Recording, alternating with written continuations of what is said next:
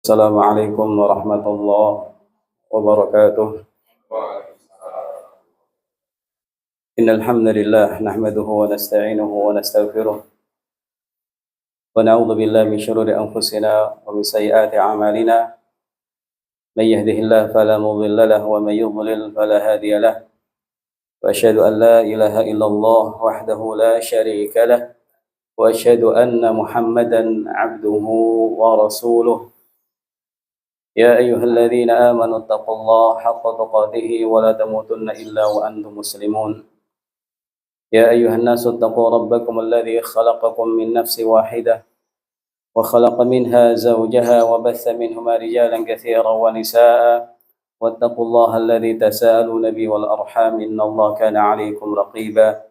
يا أيها الذين آمنوا اتقوا الله وقولوا قولا سديدا يصلح لكم أعمالكم ويغفر لكم ذنوبكم ومن يطع الله ورسوله فقد فاز فوزا عظيما. أما بعد Ikhwani wa akhwati fillah rahimakumullah, alhamdulillah.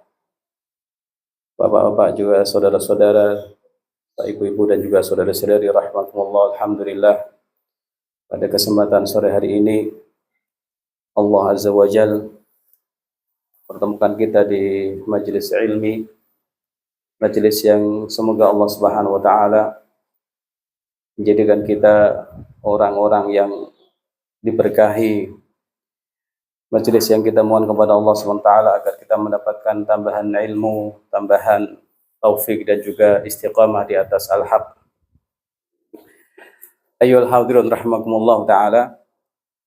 Pada kesempatan sore hari ini insyaallah kita akan mengaji dengan tema yang ringan tapi insyaallah penting dan bermanfaat buat kita semua. Yang berjudul wajibnya thalabul ilmi sudah dimaklumi bersama. Ayyuhal hadirun rahimakumullah. Kita semua sudah faham sebenarnya tentang wajibnya thalabul ilmi. Nah, ketika sudah faham, pemahaman itu harus didorong dan dilandasi oleh pemahaman-pemahaman lain yang berhubungan dengan masalah ini. Ketika orang hanya sekedar semangat dalam talabul ilmi, yang penting hadir, di mana-mana ada majelis ilmu kemudian hadir, nggak pernah absen kecuali sedikit ya. Itu bagus, tapi seseorang perlu tahu hal-hal yang berhubungan dengan talabul ilmi ini supaya apa? Nanti bisa paham tentang skala prioritas yang harus dia pelajari dan dia kuasai. Dia pun insya Allah akan mendapatkan pemahaman yang lurus ketika tahu tahapan-tahapan yang harus dilalui oleh seseorang dalam talabul ilmi. Dia pun insya Allah akan mendapatkan buah dari talabul ilminya. Tentunya sangat disayangkan misalnya orang rajin sekali talabul ilmi tapi ternyata nggak sampai kepada buah yang seharusnya dia dapatkan. Masih berkitar pada wasilah-wasilah saja. Belum sampai memetik buahnya, belum sampai merasakan buahnya, tapi merasa sudah selesai, sudah merasa bangga, sudah merasa puas dengan kondisi yang sudah dialami. Padahal talabul ilmi ada buahnya, ada tahapannya, ada adabnya dan lain sebagainya. Ini insya Allah akan kita bahas secara ringkas pada kesempatan sore hari ini. Dalam rangka mengamalkan wa'tul buyuta min abwabiha, masukilah rumah melalui pintunya. Masukilah rumah melalui pintunya. Jadi tentang ayat ini dahulu orang-orang Ansar ya, ketika pulang dari ibadah haji itu Pak, Bu, mereka pulangnya lewat pintu belakang. Tidak mau lewat pintu depan. Coba kalau ini dipraktikkan orang Indonesia pripun. Pintu belakang itu rumahnya orang. Kan tentu susah. Ini turun ayat wa'tul buyuta min abwabiha. Masukilah rumah dari pintunya. Yang ini kemudian difahami ulama bahwa kalau kita ingin mewujudkan sesuatu, masukilah dari pintunya. Itu akan lebih mudah dan akan menghasilkan serta akan mewujudkan buah yang ingin dicapai. Ayyuhal hadirin rahimakumullah taala. Nabi kita sallallahu alaihi wasallam sudah bersabda dalam hadis yang sudah familiar insyaallah dari Anas bin Malik radhiyallahu taala anhu, "Talabul ilmi fariidhatun 'ala kulli muslim." Rawahu Ibnu Majah. Mencari ilmu itu fariidhah, wajib atas setiap muslim. Nah, pertama-tama yang ingin kita fahami bersama, ingin kita murojaah bersama-sama, ya. Wajib atas setiap muslim itu apa maksudnya? Muslim itu apa? Tentu kita faham, setiap muslim yaitu orang yang beriman kepada Allah Ta'ala dan orang beriman kepada Nabi Sallallahu Alaihi Wasallam. Kaum muslimin, semuanya wajib thalabul ilmi. Tidak bisa tidak dan tidak bisa ditawar-tawar. Siapapun dia, orang awam ataupun orang berilmu, penguasa ataupun rakyat jelata, laki-laki ataupun perempuan, suami atau istri, bapak atau anak, ya. Semuanya wajib thalabul ilmi. Dalam kaidah ini semuanya wajib thalabul ilmi. Termasuk juga orang-orang yang menjadi keturunan Nabi Muhammad SAW pun harus thalabul ilmi. Ayyuhal hadirin rahimakumullah. Agama kita adalah agama ilmu. Semuanya ada petunjuknya dari Nabi SAW. Dari masalah yang besar ataupun masalah-masalah cabang, semuanya ada ilmunya. Dan ilmu ini mencakup semua aspek kehidupan kita. Maka otomatis, ya, di sini bisa kita pahami sedikit bahwa kita memang harus thalabul ilmi, harus belajar ilmu syar'i. Karena ilmu yang dibawa Nabi SAW itu mencakup semua hal yang berhubungan di manusia dengan kehidupan dunia sampai kehidupan akhirat. Ilmu yang berhubungan dengan apa yang dilakukan seseorang setelah bangun tidur sampai tidur lagi. Komplit, sempurna. Nah, dari situ kita faham bahwa kita memang wajib thalabul ilmi. Nabi SAW sudah memotivasi umat untuk thalabul ilmi dalam banyak hadis. Di antaranya sabda Nabi SAW, "Man salaka tariqan yaltamisu bi ilman sahalallahu bi tariqan ilal jannah." Barang siapa yang menapaki jalan untuk mencari ilmu, niscaya Allah Subhanahu wa taala akan memudahkan jalan bagi dia menuju surga. Karena surga itu, ya, diraih, diketahui pintu-pintunya, diketahui cara memasukinya dengan amal soleh. Dan amal soleh hanya bisa diketahui melalui ilmu syar'i. Jalan menuju surga, kata ulama, hanya satu, melalui pintu yang diajarkan Nabi Muhammad SAW. Tidak ada yang lain. Nah, siapapun Bapak Ibu rahimakumullah ta'ala yang belajar ilmu syar'i, Allah muliakan. Walaupun dia bukan bangsa Arab, walaupun dia bukan keturunan ulama, ya. Ketika orang itu berilmu, maka derajat naik di sisi manusia dan kemudian di sisi Allah Subhanahu wa taala. Allah Subhanahu wa taala sudah berfirman, "Narfa'u darajatin man nasha'." Kami angkat derajat orang-orang beberapa derajat yang kami kehendaki. Kami angkat derajat orang-orang yang kami kehendaki beberapa derajat. Kata ulama tafsir, bil ilmi, dengan ilmu. Dengan ilmu. Derajat manusia akan tinggi di sisi Allah Subhanahu wa taala dengan ilmu. Dengan ilmu syar'i. Betul bahwa ilmu dunia itu ada manfaatnya, ya. Tapi ilmu-ilmu yang Allah puji dalam Al-Quran, atau ilmu-ilmu yang disebutkan fadilahnya oleh Nabi kita Muhammad SAW dalam hadis-hadis beliau, itu adalah ilmu syar'i. bukan ilmu-ilmu yang lain.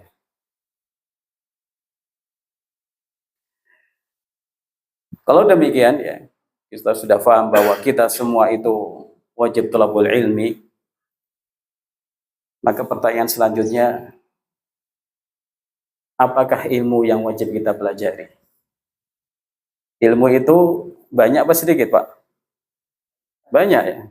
Pak, kalau kita lihat jadwal pelajaran anak-anak di sekolah ya, sekolah Islam atau pesantren, banyak sekali yang masuk ilmu syar'i, ada yang masuk ilmu lughah atau ilmu alat ya.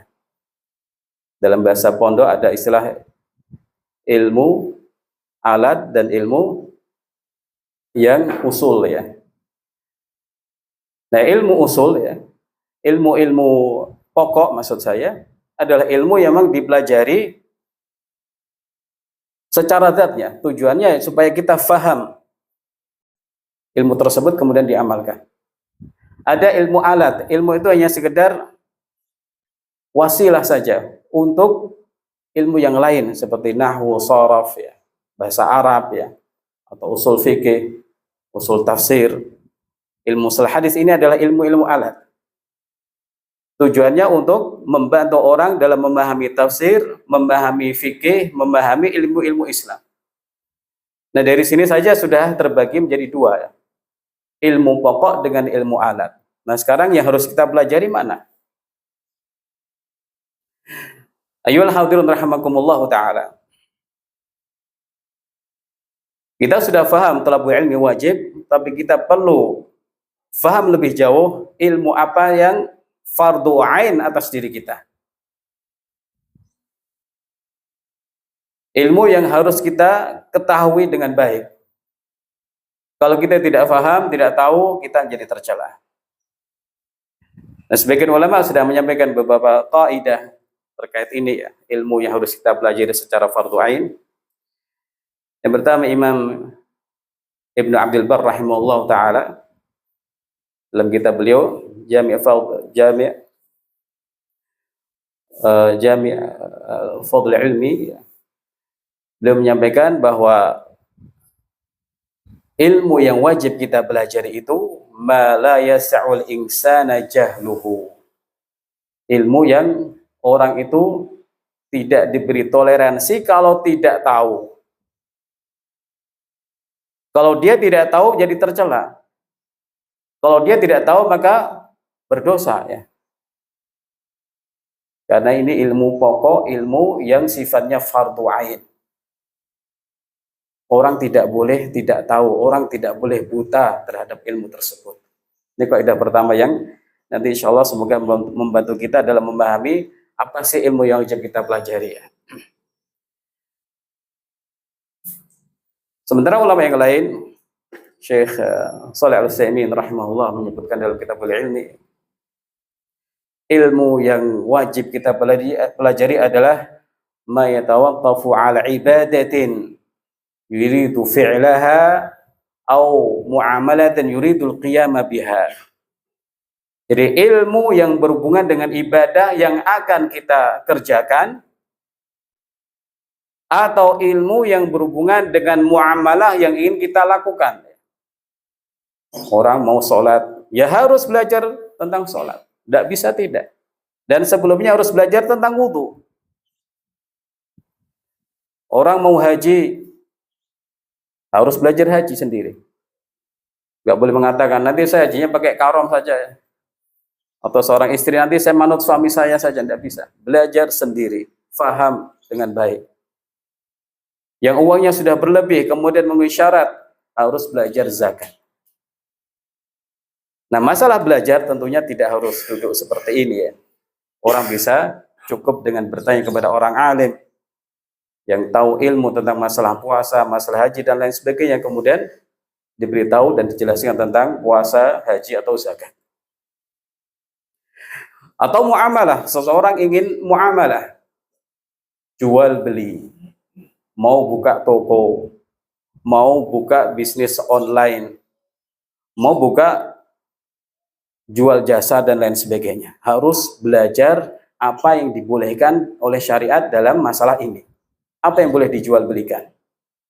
Bagaimana syarat sewa menyewa dan lain sebagainya. Supaya apa? Seseorang itu tidak terjerumus ke dalam riba misalnya. Tidak terjerumus dalam merugikan orang lain atau menipu dan lain sebagainya yang memang dilarang dalam syariat.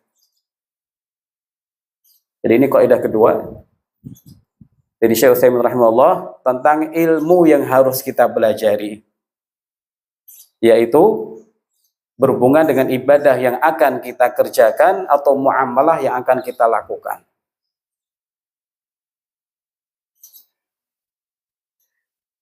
Sementara Syekh Muhammad Sa'id Ruslan hafizahullah menyebutkan kaidah yang lain, semoga tambah membantu kita memahami apa yang harus kita pelajari, ya.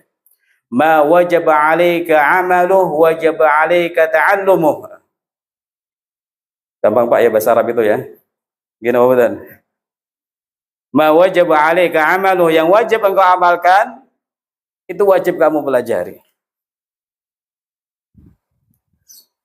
Yang wajib kita amalkan itu wajib kita pelajari. Nah, ini beberapa kaidah Bapak Ibu rahimahullah taala, semoga bisa membantu kita dalam memahami skala prioritas dalam belajar ilmu syar'i. Atau kalau mau ditambah ada juga perkataan, yaitu mempelajari ma tasihhu bihil ibadah wa ma taslamu bihi al-aqidah, ya. Yang harus kita pelajari adalah yang membuat ibadah-ibadah kita menjadi sah secara syariat. Wudu kita sah, sholat kita sah, puasa kita sah, zakat kita sah, haji kita sah, dan lain sebagainya. Dan juga mempelajari hal-hal yang membuat akidah kita itu lurus. Kita jadi kenal Allah, ya. Tidak pernah suudzon kepada Allah, tidak pernah mengatakan Allah zalim, tidak pernah berpandangan buruk terhadap Allah Subhanahu wa taala. Nah, di antara contoh ulama yang kemudian menyampaikan ilmu-ilmu yang wajib adalah seperti disampaikan Syekh Muhammad bin Abdul Wahhab rahimahullah, ya, bahwa ilmu yang harus kita pelajari adalah 3: ma'rifatullah, ma'rifatu ar-rasul, dan ma'rifatu dinil Islam bil adillah. Mengenal Allah, karena Allah yang menciptakan kita, zat yang kita ibadahi. Pantas sekali kalau kita mengenal Allah, supaya cinta sekaligus nanti juga takut, supaya terus berharap sekaligus juga ada rasa takut, ya. Tidak pernah putus asa. Kenapa? Si A kenal Allah dengan baik. Kemudian mengenal sosok orang yang Allah pilih untuk menyampaikan risalahnya. Ini juga penting. Sehingga nanti orang mencintai beliau dengan cinta yang syar'i, mengagungkan beliau dengan cara-cara yang benar, dan memahami betapa pentingnya saya mengikuti petunjuk beliau, karena beliau sudah Allah percayai. Nggak perlu nambah-nambah atau ngurang-ngurangi. Dan kemudian mempelajari cara ibadah kepada Allah, ya, mempelajari Islam. Ikhwani wa akhwati fillah rahimakumullah.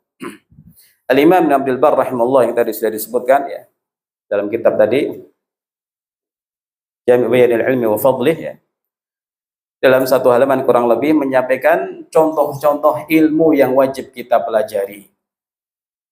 Disampaikan tentang rukun-rukun iman, ya. Kita yakini Allah itu tidak punya syarik, tidak punya sekutu. Kemudian mempelajari syahadatain, ya.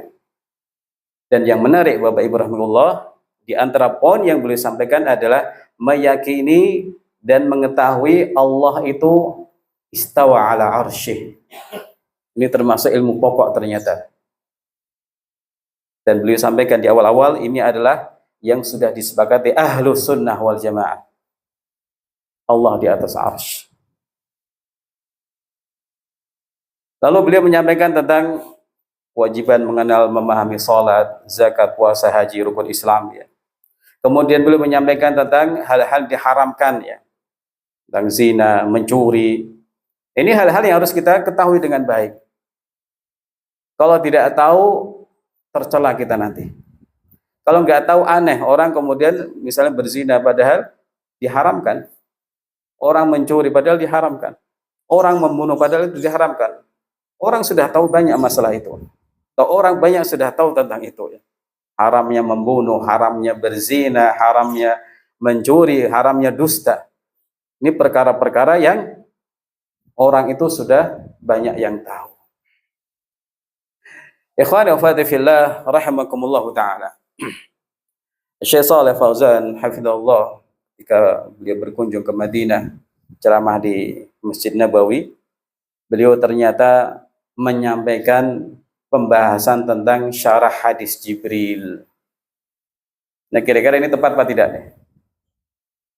Ulama besar datang ke Madinah, ulama senior datang ke Madinah menyampaikan pembahasan atau mensyarah hadis Jibril, yaitu tentang rukun Islam, rukun iman dan ihsan serta beberapa tanda hari kiamat. Cocok apa tidak? Sangat cocok. Karena inilah ilmu-ilmu yang wajib dipelajari oleh setiap muslim-muslimah. Apalagi tidak semua orang nyantri, apalagi tidak semua orang itu bisa hadir terus dalam majelis ilmu ya. Maka sangat pantas kalau dalam momen seperti itu beliau menyampaikan masalah-masalah yang sangat mendasar dalam agama ini. Maka kita jangan pernah merasa sudah menguasai kemudian tidak hadir di majelis ilmu gara-gara temanya syarah rukun Islam. Wis tahu. Jangan pernah seperti itu. Kalau memang sudah pernah tahu, mari belajar lagi. Hadir, mungkin ada faedah-faedah baru yang belum kita mengerti. Atau mungkin kita salah paham, bisa jadi. Yang jelas ini adalah pembahasan pokok ya. Rukun Islam itu pokok, rukun iman itu pokok, ihsan. Demikian juga masalah kiamat itu penting. Maka jangan pernah seseorang itu sudah merasa tidak butuh lagi untuk menghadiri majelis ilmu gara-gara pembahasannya usul salasah dengan komentar wis tahu aku. Nek wis tahu ya mulang ngono to ya. Ya. Kalau sudah pernah coba ngulang orang lain. Supaya ketahuan bahwa kita itu belajar sudah menghasilkan. Buktinya apa? Alhamdulillah nyoba untuk mengajar orang lain.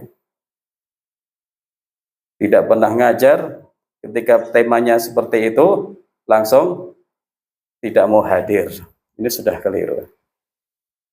Berapa banyak masyayikh ya, beliau mengajar usul salasah berulang-ulang ya. Saya besar itu mengajar masalah-masalah seperti ini karena memang pokok, mendasar sekali. Ikhwani wa akhwati fillah rahimakumullah taala. Setelah kita faham bahwa thalabul ilmi wajib atas kita semua, kemudian kita sudah faham secara ringkas ilmu-ilmu yang harus kita pelajari secara fardhu ain ya. Mari kita beralih kepada pembahasan berikutnya, apa dasar ilmu syar'i. Ilmu yang wajib kita pelajari dasarnya apa? Alhamdulillah kalau kita sudah paham bahwa dasar dalam beragama itu Al-Quran dan hadis. Dan saya kira semua umat Islam ya faham Quran hadis adalah dasar dalam menjalankan agama Islam.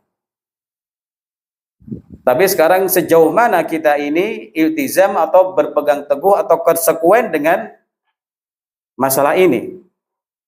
Sejauh mana kita itu berpegang teguh dengan Al-Quran, sejauh mana kita berpegang teguh dengan hadis-hadis Nabi SAW. Karena semua orang mengaku demikian, bahkan kelompok-kelompok menyimpang pun mengaku demikian.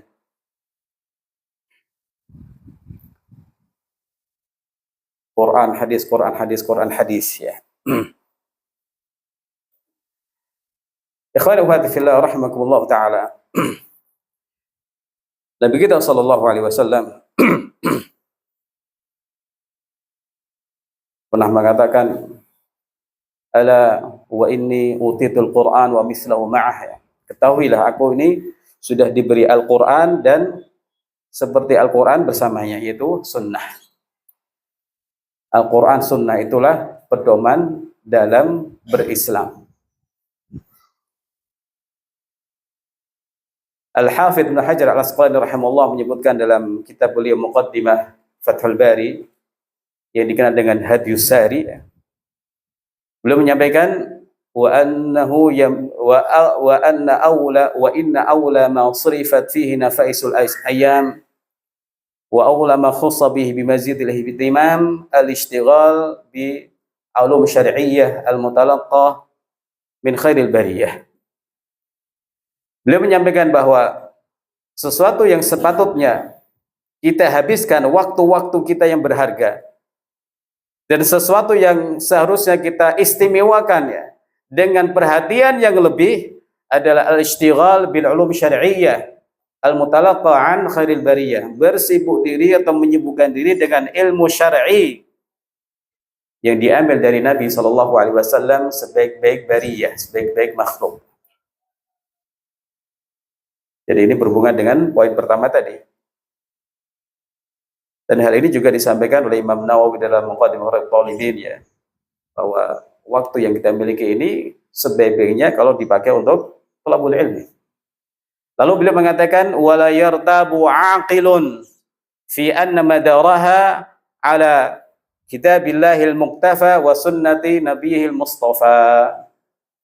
Dan orang yang berakal itu tidak ragu-ragu lagi kalau poros dari ilmu Nabi tadi adalah kitabullah al-muqtafa, kitab Allah yang diikuti, dan sunnah Nabi SAW yang mustafa, yang terpilih. Silakan digaris bawahi kata-kata wala yartabu aqilun. Aqilun itu apa, Pak? Orang berakal. Orang berakal akan mengiyakan bahwa dasar dalam agama, beragama itu Quran Sunnah, bukan wangsit, bukan ilham, bukan mimpi, bukan kata orang, atau apa lagi, kebiasaan manusia. Kita ini hanya dituntut untuk taat kepada Allah Ta'ala, Rasulullah SAW, alias menaati Al-Quran dan Sunnah, menjalankan kandungan Quran dan Sunnah. Ini yang dibawa Nabi SAW. Walladzi arsala rasulahu bil huda wa dinil haq. Dialah Allah yang mengutus Rasulnya dengan al-huda wa dinil haq, hidayah dan agama yang lurus, agama yang hak. Kata banyak ulama tafsir, bil huda artinya al-ilmun nafi', ilmu yang bermanfaat. Sehingga semua yang dibawa Nabi Muhammad SAW itu semuanya ilmu yang bermanfaat. Semuanya. Yang dilarang atau yang diperintahkan. Yang berhubungan dengan akidah atau yang berhubungan dengan fikih atau ibadah. Semuanya ilmu bermanfaat. Sehingga orang yang melakukannya akan dapat manfaat yang besar, akan mendapatkan kemaslahatan yang banyak sekali. Dunia dan akhirat. Jadi Quran Sunnah itulah yang menjadi dasar kita beragama. Akal tidak boleh dipakai. Hanya boleh dipakai untuk memahami, tidak boleh dipakai untuk menentang. Sebagaimana dilakukan oleh ahlul kalam ya. Ayyuhal hadirin rahimakumullah, ketika orang berpegang teguh dengan Quran Sunnah ya, maka dia insyaallah akan mendapatkan ismah, penjagaan dari kesalahan dengan izin Allah ya. Taraktu fikum amrayni lan tadhillu ba'di ma tamassaktum bihima kitaballah wa sunnati. Aku tinggalkan di tengah kalian dua hal yang kalian ini tidak akan sesat selama berpegang teguh dengan keduanya. Kitabullah dan sunnah Nabi SAW. Jaminan selamat dari kesesatan ketika orang itu berpegang teguh dengan Quran dan Sunnah. Jaminan keselamatan ketika seorang itu mengamalkan ilmu-ilmu dari Nabi Muhammad SAW. Dan tentunya aneh ketika orang bicara masalah akidah kok dalilnya ilmu filsafat atau filsafat Yunani. Atau orang ingin beribadah tapi malah mengadakan-adakan dari pikiran sendiri, tentu aneh. Sehingga ada perkataan yang menarik dari Imam Ibn Abil Izzi rahimahullah dalam kitab beliau Syarah Aqidah Tahawiyah ya. Kaifa yuramul wusul ila ilmi usul bi ghairi ma jaa bihi Rasul. Jadi sekali lagi ini kan menarik Pak bahasa Arab ya. Mari kita belajar bahasa Arab. Bagaimana mungkin seseorang sampai kepada ilmu usul, itu ilmu akidah dalam masalah ini, kalau dia tidak melalui risalah yang dibawa oleh Rasul sallallahu alaihi wasallam. Tidak mungkin bisa seseorang mengenal Allah ya kalau tidak melalui ajaran Nabi sallallahu alaihi wasallam. Bagaimana mungkin orang bisa sampai kepada ilmu usul yang benar dalam akidah kalau tidak melalui ilmu yang dibawa Ar-Rasul sallallahu alaihi wasallam, tidak mungkin ya. Makanya ketika Ahlul Kalam mengedepankan akal ya, mereka akan semakin jauh dari ma'rifatullah. Ikhwani wa akhwati fillah rahimakumullah. Poin berikutnya ya. Setelah kita memahami apa? Ilmu itu wajib atas kita semua, thalabul ilmi wajib atas kita semua. Ilmu yang wajib kita pelajari, kemudian dasarnya, lalu kepada siapa kita belajar. Kepada siapa kita belajar ilmu agama ya. Ilmu agama itu berhubungan dengan hubungan seorang hamba dengan Allah Subhanahu wa taala. Berhubungan dengan kehidupan akhirat seorang hamba, berhubungan dengan keselamatannya di akhirat kelak. Maka tidak boleh main-main dalam masalah ini.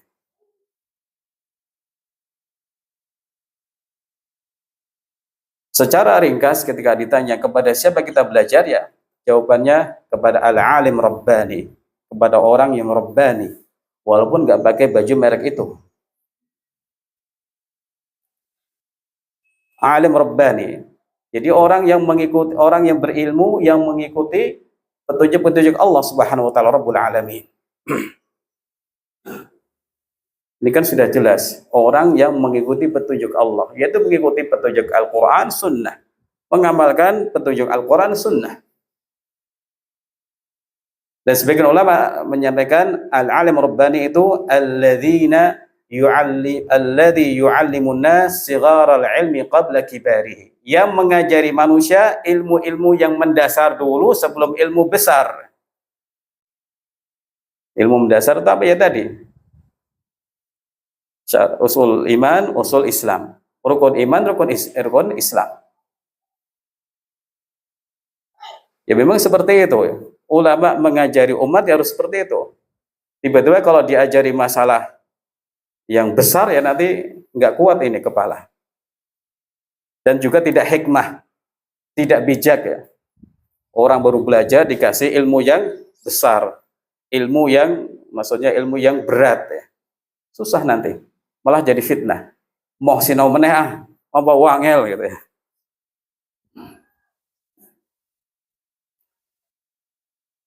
Karena itulah ulama Islam sudah punya tulisan-tulisan yang luar biasa ya, yang dikenal dengan matan, kitab-kitab matan atau mutun ya, meringkas suatu disiplin ilmu dalam beberapa lembar saja, hanya dalam beberapa poin saja. Dalam kitab fikih ada, kitab akidah juga ada, dan lain sebagainya.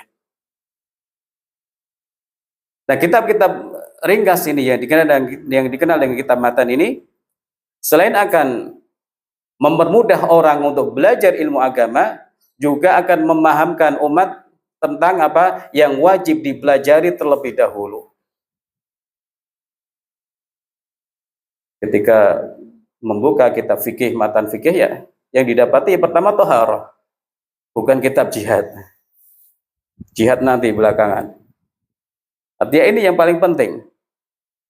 Cara bersuci, cara berwudu, cara sholat. Habis itu tentang sholat, zakat, puasa, haji, dan begitu seterusnya. Baru melangkah ke muamalah, masalah nikah, lalu ada jihad, jinayat.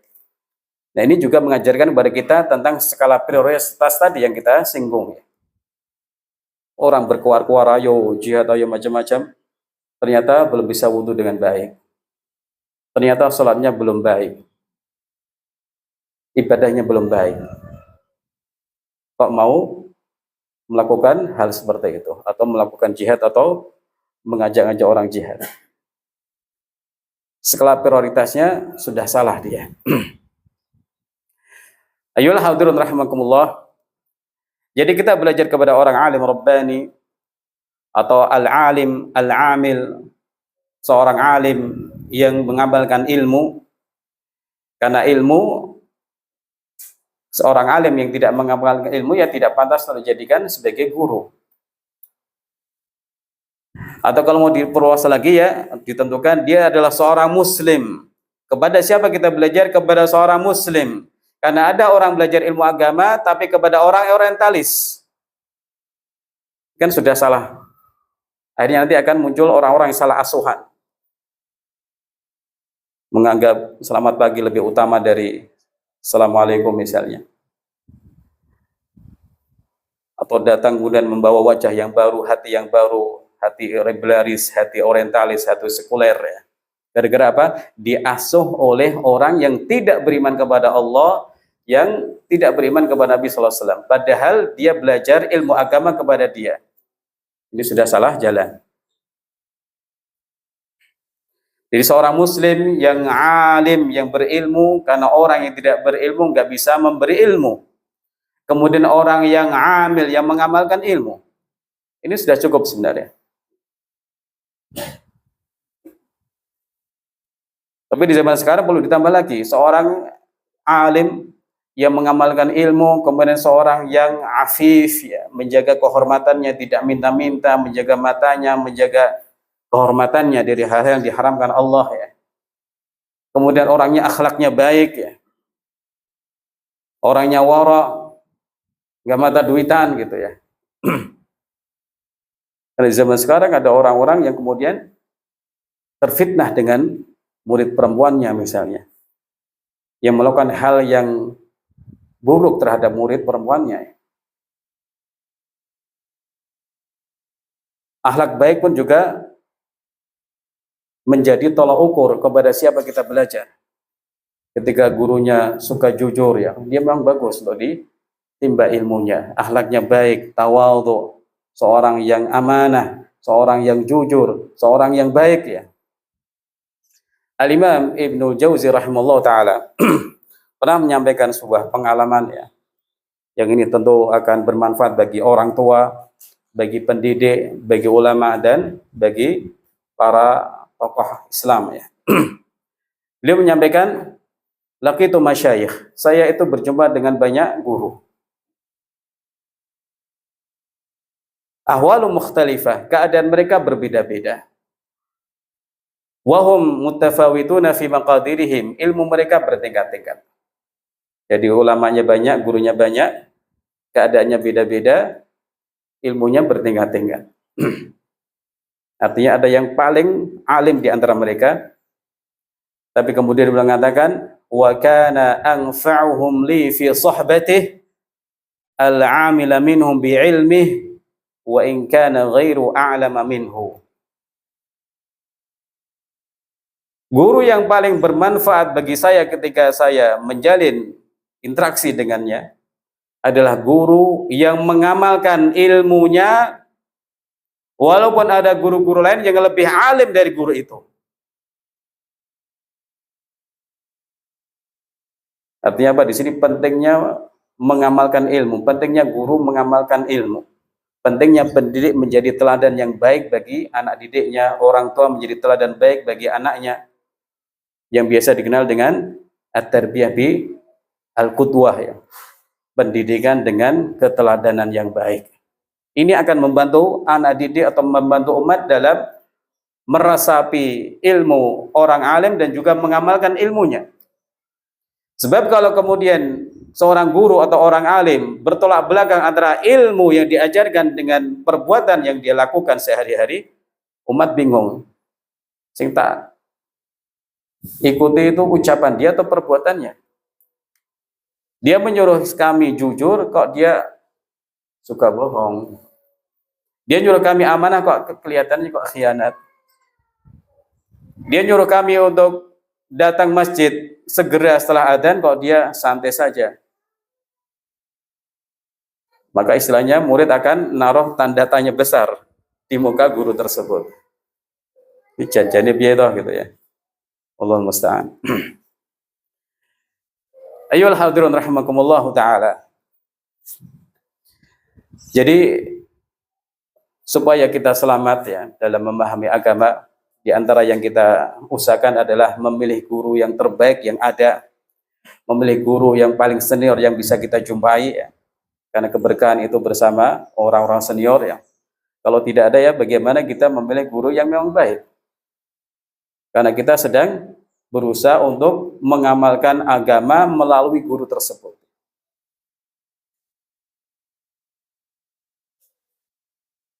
Tidak mungkin seseorang itu memahami agama tanpa guru, ini juga tidak mungkin. Harus punya guru. Kalau kita melihat ya dalam sejarah ulama ya, ketika disebutkan biografinya, maka akan disampaikan fulan rawa'an. Jadi dia meriwayatkan atau belajar dari ulama fulan disebutkan semua. Kemudian disebutkan murid-muridnya. Dia tidak mengenal dalam istilah agama Islam orang belajar agama secara otodidak, gak bisa.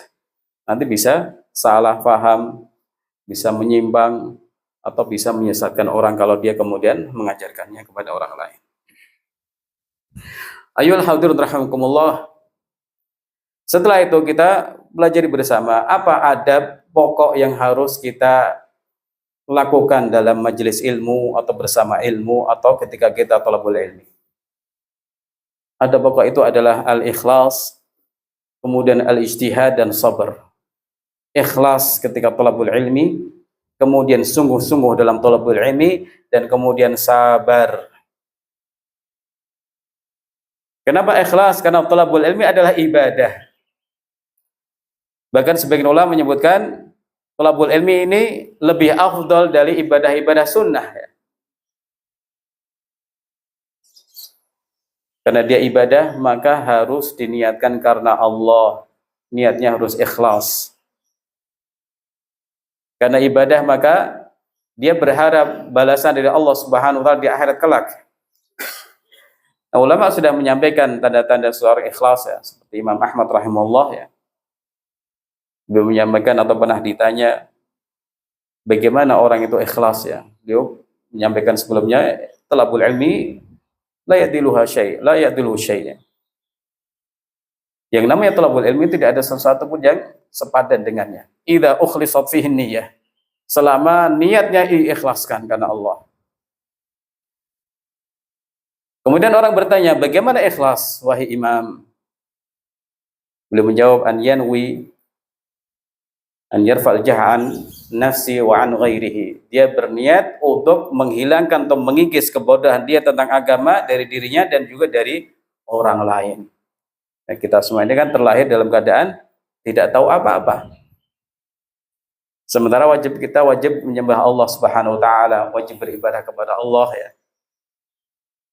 Maka ketika orang berniat dalam thalabul ilmi, saya ingin faham materi tentang Allah ya.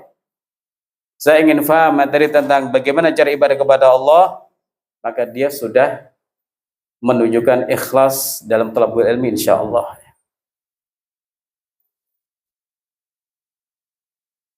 Atau sebagian ulama yang lain menambahkan orang itu tandanya ikhlas dalam thalabul ilmi ketika dia niat untuk menjaga syariat. Dia niat mempelajari ilmu untuk membela syariat. Karena syariat tidak bisa membela sendiri ya. Ada orang nyimpang, orang mengatakan semua agama sama.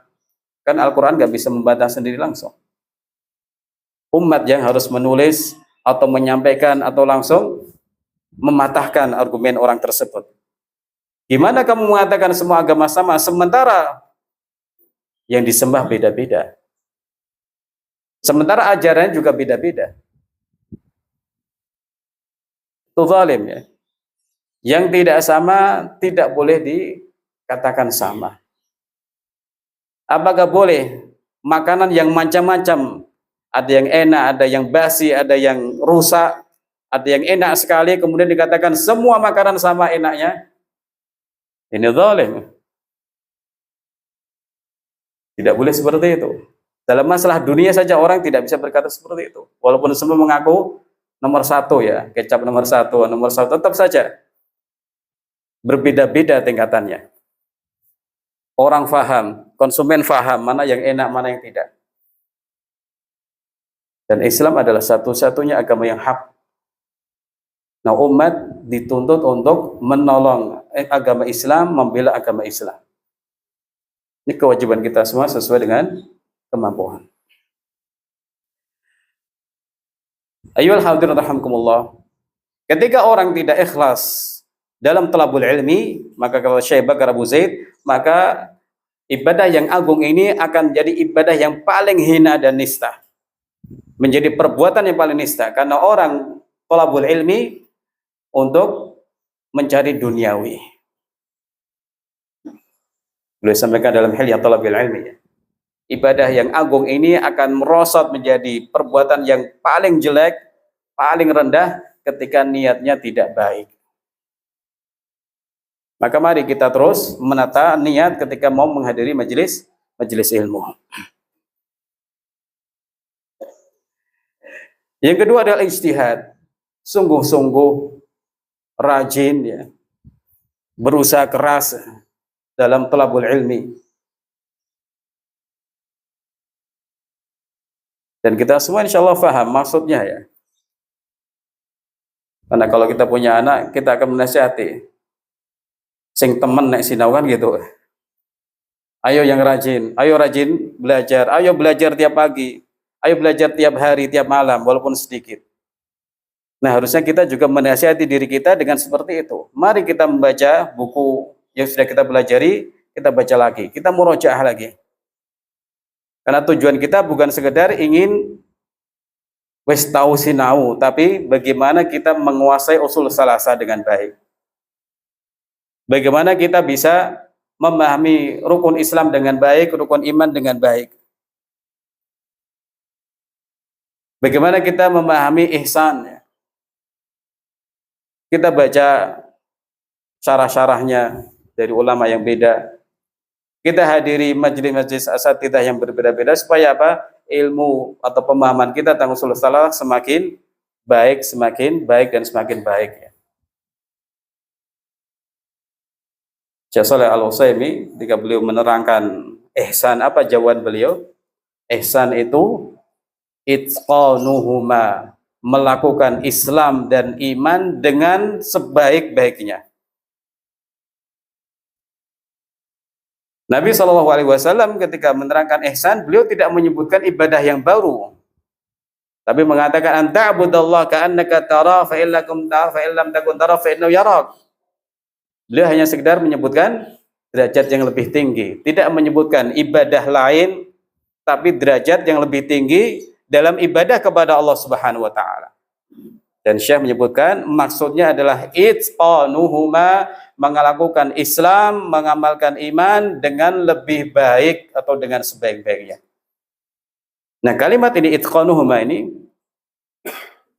sangat penting untuk kita fahami.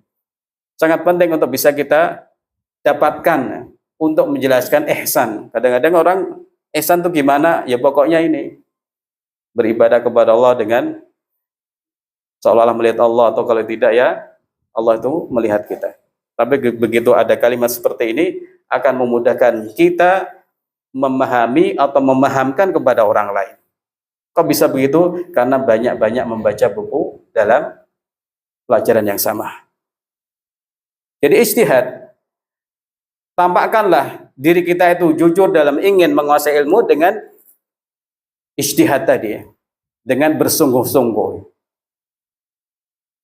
Sungguh-sungguh hadir, sungguh-sungguh menyimak, sungguh-sungguh macam-macam ya. Kemudian sabar ya. Bersabar dalam talabul ilmi, ini tuntutan atas kita semua ya. Talabul ilmi itu baik, fadilahnya besar. Jalan menuju surga akan membuat kita melek terhadap agama. Tapi butuh kesabaran. Karena apa? Jalannya tuh panjang, jalannya tuh penuh cobaan ya. Jalannya tuh penuh ujian. Kadang-kadang yang datang cuma 1-2 orang. Jadi dunia ini ya guru dicoba murid, murid dicoba guru gitu ya. Gitu kok gentenan, telat sisan gitu ya. Jadi manusia seperti itu. Wajalna ba'dakum fitnatan li ba'din atasbirun ya. Jadi semua kita ini jadi cobaan buat orang lain ya. Orang tua jadi cobaan anak, anak jadi cobaan orang tua, penguasa jadi cobaan rakyat, rakyat jadi cobaan penguasa dan begitu seterusnya. Sabar tidak? Siapa yang sabar? Jadi kesabaran mutlak diperlukan ya. Karena jalan ini jalan yang berat ya. Jalan fisabilillah ya. Yang artinya seseorang memang harus menyadarkan diri bahwa saya harus sabar dalam belajar ilmu agama, dalam menghadiri majelis ilmu, dalam menjalankan tugas-tugas ketika harus belajar bersama seorang guru ya. Nah, ini nanti akan membawa kita kepada 6 tahapan yang disampaikan oleh Imam Ibnu Qayyim rahimahullah taala supaya seseorang sukses dalam thalabul ilmi. Jadi kadang orang itu begitu melihat gurunya nggak enak langsung moh gitu ya. Atau datang untuk icip-icip, enak porak guru nih. Ini sudah disinggung Syekh Utsaimin dalam Kitabul Ilmi. Icip-icip moh ora enak, ora usaha. Padahal mungkin gurunya itu seorang berilmu. Kita ini butuh guru ya. Kita butuh orang alim. Tapi namanya orang alim kadang berbeda-beda. Ada yang enak menyampaikan, ada yang kalau dalam kuliah misalnya ada seorang dosen yang penjelasannya enak, nilainya murah. Wah, masya Allah itu dunia akhirat dapat. Ada yang orang nyebut killer. Ada yang soalnya susah sekali. Ya memang harus seperti itu. Orang beda-beda. Tapi semua guru itu punya tujuan sama ya. Memahamkan murid terhadap ilmu yang sudah mereka sampaikan kepada murid. Gak ada istilah guru mau menyiksa muridnya atau mau membunuh muridnya atau niat-niat jelek yang lain. Insya Allah tidak ada seperti itu. Tapi beda gaya memang. Ada yang mudah, ada yang susah. Ada yang mungkin murah senyum, ada yang senyumnya jarang-jarang. Tapi begitulah guru ya, harus sabar. Harus sabar. Sebagian guru pun harus sabar kepada murid ya. Jadi sama, harus sabar semua. Nah, Imam Ibnu Qayyim rahimahullah taala menyampaikan dalam kitab beliau Miftah dari Sa'adah 6 langkah kesuksesan dalam thalabul ilmi. Beliau sampaikan pertama apa? Husnu as-su'al, husnul fahm, memahami dengan benar dan baik. Ketika orang belajar ilmu agama apapun itu ya harus berusaha memahami ini dengan baik dan benar. Supaya apa? Ya menjadi orang yang benar pemahamannya. Nah, untuk mendapatkan pemahaman yang benar ya tadi kembali ke tadi. Pertama, dasarnya harus benar dalam thalabul ilmi, Quran dan sunnah. Kalau dasarnya sudah salah ya pasti outputnya salah, pasti gitu ya. Dasarnya wangsit, dasarnya 5 jilid dari Nabi Khidir misalnya kan ada gitu ya. Ya nanti salah, kesannya salah karena dasarnya sudah salah. Kemudian belajar kepada seorang yang alim tadi Rabbani. Dan ulama yang paling lurus ya adalah para sahabat radhiyallahu anhum ajma'in. Makanya kita biasa menyampaikan syiar ya, memahami Quran sunnah dengan pemahaman salafus saleh. Sebuah usaha, sebuah niat besar untuk bisa mendapatkan pemahaman yang lurus. Nah, semoga dengan niat ini nanti kita dimudahkan Allah Azza wa Jalla untuk dapat pemahaman yang lurus. Nah, dahulu kenapa Khawarij itu sesat? Karena tidak berguru kepada para sahabat radhiyallahu anhum ajma'in. Ini salah satu poin yang disampaikan Syekh Abdul Malik Ramadhani dalam Situd Durar ya. Semua orang ngaku Quran Sunnah, yang membedakan adalah memahami Quran Sunnahnya melalui siapa.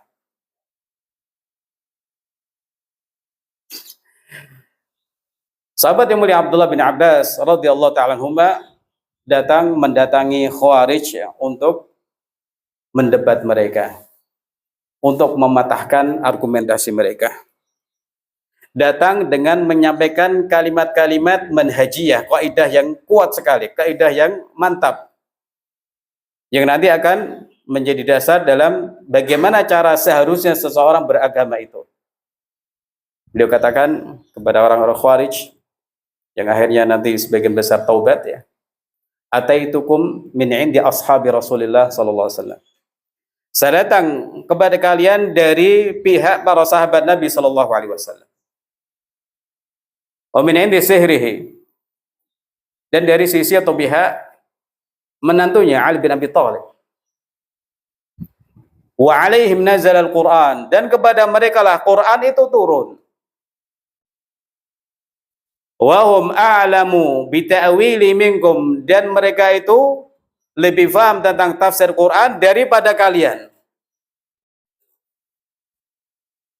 Wa laysa fikum minhum ahadun, dan tidak ada satu orang pun dari sahabat yang bersama kalian. Ini kaidah yang penting sekali terkait kewajiban kita memahami nas-nas Al-Quran Sunnah dengan pemahaman salafus saleh, terutama para sahabat radhiyallahu anhum ajma'in. Mereka paling tahu tentang tafsir, dan mereka ini tidak ada satupun yang mendukung kalian, tidak ada satupun yang bersama kalian sama sekali.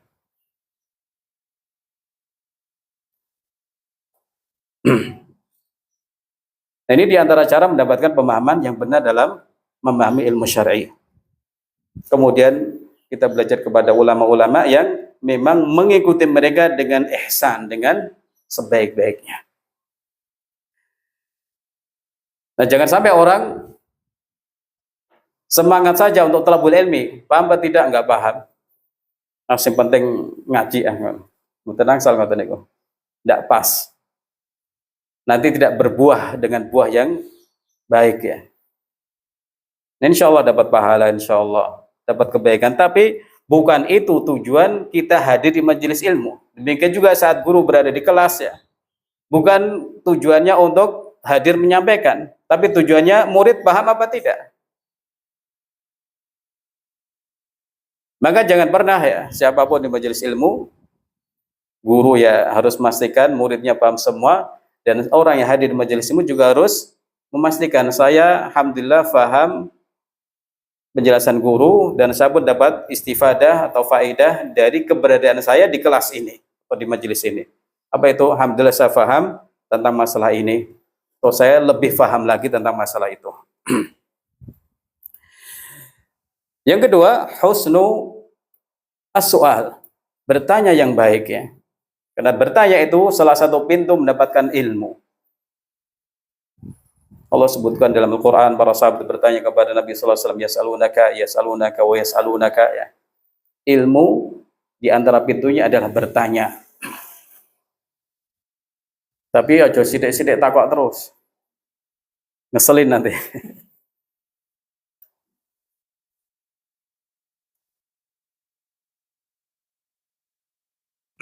Jadi dulu ada, saya baca dari keterangan Syekh Saleh Al-Utsaimin ya. Kakek beliau Syekh Muhammad Ibrahim dikirimi surat oleh seorang qadhi, seorang hakim tentang satu masalah yang dia hadapi di pengadilan ya. Lalu surat itu pun dijawab oleh Syekh, Assalamualaikum, innal masalah allati tas'aluni anha mawjudatun fi kutubil fuqaha wa anta kaslan la taqra, wassalamualaikum. Orang sing guyu berarti tidak paham. Di pertanyaan yang engkau tanyakan ada di kitab-kitab fikih, tapi karena kamu kaslan, malas, nggak pernah baca, berarti nggak paham. Wassalamualaikum. Itu jawaban mufti. Artinya bertanya itu boleh, bertanya itu pintu ilmu, tapi harusnya dibarengi dengan hadir majelis ilmu, baca buku dan seterusnya. Begitu tidak paham atau masalah sulit ya, bolehlah bertanya. Jadi bertanya itu pintu ilmu sebagaimana yang disampaikan Ibnu Abbas ya, ketika ditanya kenapa engkau sampai derajat yang tinggi seperti ini, dia mengatakan biqalbin aqul wa bilisanin saul, dengan hati yang terus berpikir, merenung, dan juga dengan lisan yang terus bertanya ya. Bertanya untuk mendapatkan pemahaman, untuk memastikan, bertanya tentang hal yang tidak tahu. Ini hal-hal yang benar ya. Kalau orang tidak tahu tapi kemudian tidak bertanya, ya, justru ini orang yang nggak benar, tidak akan dapat ilmu. Nah, jangan sampai bertanya kepada hal-hal yang tidak manfaat. Ustaz, sholat di bulan gimana ya? Panjenengan mau jadi astronot? Kalau enggak ya sudah, nggak usah nanya. Atau dulu ada imam besar Asy-Syafi'i rahimahullah taala, ditanya oleh orang, bojone iblis apa? Mas memperatu iblis. Namanya siapa istri iblis itu? Maka dijawab ulama ini, dzaka ursun ma hadartu. Pas walimatul ars aku ora teko. Dijawab begitu ya. Pertanyaan nyeleneh ya wis jawabannya gitu aja, jawab cerdas. Jadi hal-hal yang tidak disebut dalam Quran ya sebenarnya tidak berarti kurang bermanfaat ya. Nama Ashabul Kahfi siapa nggak disebutkan, ya sudah. Yang penting kita sudah bisa ngambil pesan, mereka adalah pemuda-pemuda teladan yang pantas dijadikan teladan para pemuda untuk memegangi al-haq walaupun resikonya besar. Ya. Kemudian husnul insat, menyimak dengan baik. Karena guru menyampaikan hendaknya yang menerima itu menyimak dengan baik. Nabi SAW kadang mengatakan istangsitin nas, tolong orang-orang suruh diam. Atau kita kadang-kadang dengar di masjid angsitu ya, dia mau gitu ya. Supaya apa? Transfer ilmu itu berjalan lancar. Guru ngomong, murid ngomongnya sudah putus sinyalnya. Kemudian apa? Yang keempat, apa kira-kira? Kelima. Husnul soal, husnul faham, husnul soal, husnul insat, baru 3. Masa itu menerangkan yang husnul faham tadi. Yang keempat ini yang biasa ditakuti orang, al-hifdzu, ngapalke. Kon ngapalke langsung bubar besok, ora teko. Padahal ilmu sampai ke umat itu dengan hafalan, Quran dihafalkan, hadis dihafalkan, ulama-ulama menghafalkan ilmu. Maka tidak sepatutnya orang itu kemudian takut dengan hafalan. Karena menghafal itu apa sih? Membaca berulang-ulang. Gimana betul? Membaca berulang-ulang atau melihat berulang-ulang, nanti hafal sendiri insyaallah taala. Atau banyak-banyak melihat. Itu dikatakan Imam Bukhari rahimahullah taala. Cara dapat hafalan ya mudawamatun nadhar, sering-sering melihat ya.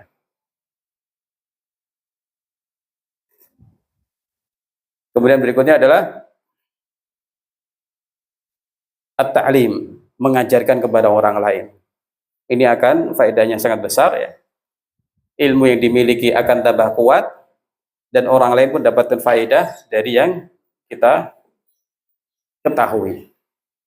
Di Syekh Ibrahim pernah menyampaikan, saya dapat dari sebagian teman ya.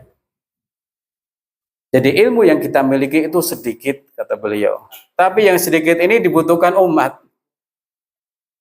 Yang sedikit ini dibutuhkan umat. Ada umat yang belum bisa wudu dengan baik, belum bisa baca Quran, belum bisa sholat dengan baik. Mari diajarkan, mari mengajarkan. Dan yang terakhir adalah al-amal wa huwa samratuhu. Dan ini adalah buahnya atau tujuannya. Nah, ini yang juga berhubungan dengan poin berikutnya, bahwa kesibukan orang thalabul ilmi, capeknya orang dalam thalabul ilmi, hadirnya seseorang thalabul ilmi itu harus mewujudkan buah dari thalabul ilmi, yaitu mengamalkan ilmu yang sudah kita pelajari. Kalau itu berupa berita-berita dari Allah ya, kita percaya dengan yakin. Kalau itu berupa perintah-perintah, kita amalkan, berupa larangan kita hindari. Dengan itu seseorang sudah sampai dalam buah dalam thalabul ilmi. Nah, orang yang belajar ilmu banyak, tapi tidak banyak orang yang tapi ada orang yang belum tahu dapat taufik Allah Ta'ala untuk mendapatkan buahnya. Contoh yang lain ya, ilmu mustalah hadis itu kan dipelajari umat ya. Pondok-pondok belajar ilmu mustalah hadis. Di awal babnya, di awal halaman disebutkan samratuhu, buah dari belajar ilmu mustalah hadis adalah at-tamyiz baina sahih hadis wa saqimihi. Bisa membedakan antara hadis yang benar atau hadis yang bermasalah. Artinya kemudian nanti mengamalkan hadis yang sahih dari Nabi SAW. Tapi apakah orang sudah mewujudkan buah ini? Ternyata tidak ya. Berapa banyak hadis palsu yang bertebaran disampaikan oleh penceramah, oleh para khatib. Apalagi zaman-zaman sekarang sebelum Ramadan tiba ya. Man fariha bidukhuli Ramadan haramallah jasadahu ala niran atau harama ala jasadihi niran. Hadis palsu salah enggak apa-apa ya. Barang siapa gembira dengan datangnya Ramadan, maka tubuhnya akan haram terhadap neraka. Wah, enak sekali, walaupun terak poso ya. Senang tok, suka tok, bergembira saja kok. Keutamaannya sampai seperti ini. Berarti ini tanda-tanda hadis palsu. Ikhwan wa akhwati fillah rahimakumullah taala. Nabi kita sallallahu alaihi wasallam sudah menjadi teladan baik dalam masalah ini, dalam mengamalkan ilmu yang beliau ketahui dan yang beliau ajarkan. Ini berdasarkan kesaksian Ummul Mukminin Aisyah radhiyallahu taala anha, kana khuluquhul Qur'ana. Akhlak Nabi sallallahu alaihi wasallam adalah Al-Qur'an, yaitu terkait hadis, terkait ayat, wa innaka la'ala khuluqin 'azim. Sungguh engkau Muhammad di atas akhlak yang agung. Maka Ummul Mukminin menyampaikan bahwa akhlak beliau sallallahu alaihi wasallam itu Al-Qur'anul Karim. Maksudnya apa? Kata Imam Ibnu Rajab Al-Hambali rahimahullah, kana mu'addaban muta'addiban bi adabihi. Beliau itu menghiasi diri dengan adab-adab Al-Qur'anul Karim. Fa yaf'alu awamirahu, melakukan perintah-perintahnya, wa yatajannab nawahihahu, dan menghindari larangan-larangannya. Wa kana al-Qur'an tabi'atun la yufariquha. Jadi seolah Al-Qur'an itu menjadi tabiat yang tidak pernah lepas dari beliau sallallahu alaihi wasallam. Jadi beliau sudah memberikan contoh ya, mengamalkan apa yang diperintahkan Allah Subhanahu wa taala. Demikian juga para sahabat, demikian juga para ulama-ulama yang saleh ya. Mereka semua beramal dengan ilmu yang mereka ketahui dan mereka ajarkan. Jadi ini buahnya. Jangan sampai orang semangat saja kemudian tidak ingin memetik buah dari ilmu yang sudah dia pelajari. Dan yang terakhir, ikhwani fillah rahimakumullah taala, karena ilmu itu kebaikan, kalau masih ada waktu yang kita miliki, ada kesempatan yang kita dapati, marilah kita terus menambah ilmu ya. Marilah kita menambah ilmu seperti yang Allah berikan contoh pada diri Nabi Musa alaihissalam, tetap belajar kepada Nabi Khidir. Kemudian Nabi SAW juga sudah mengajarkan kepada kita doa Allahumma inni as'aluka ilman nafi'a dan seterusnya. Ini menunjukkan bahwa kita dituntut untuk terus meminta ilmu, tambahan ilmu setiap hari. Tidak akan pernah kecewa dan tidak akan pernah rugi orang yang memanfaatkan hari-harinya dengan thalabul ilmi ya. Ada waktu libur, mari kita hadir majelis ilmu. Ada waktu luang, mari kita baca ilmu, kita dengarkan ceramah-ceramah. Alhamdulillah zaman sekarang fasilitas untuk dapat ilmu itu banyak. Tapi kata sebagian ulama, ketika fasilitas banyak itu bikin orang malas ya. Seperti yang ngomong iso ngrungokke live streaming gitu ya, tidak mau hadir. Ayo hadir. Ora enggak usah wes. Saya di rumah aja lihat dari YouTube saja gitu.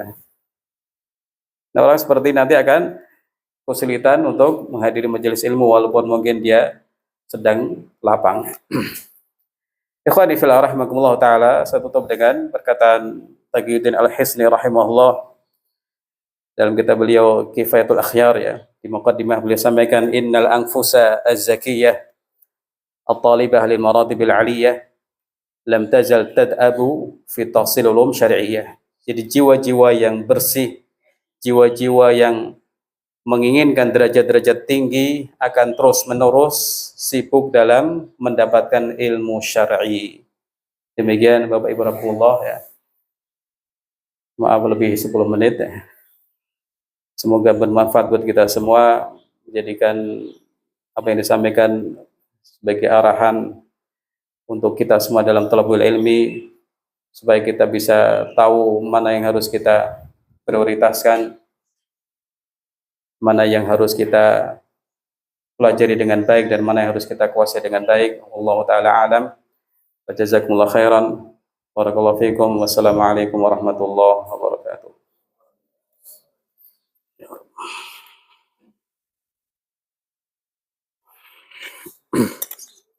Bismillah.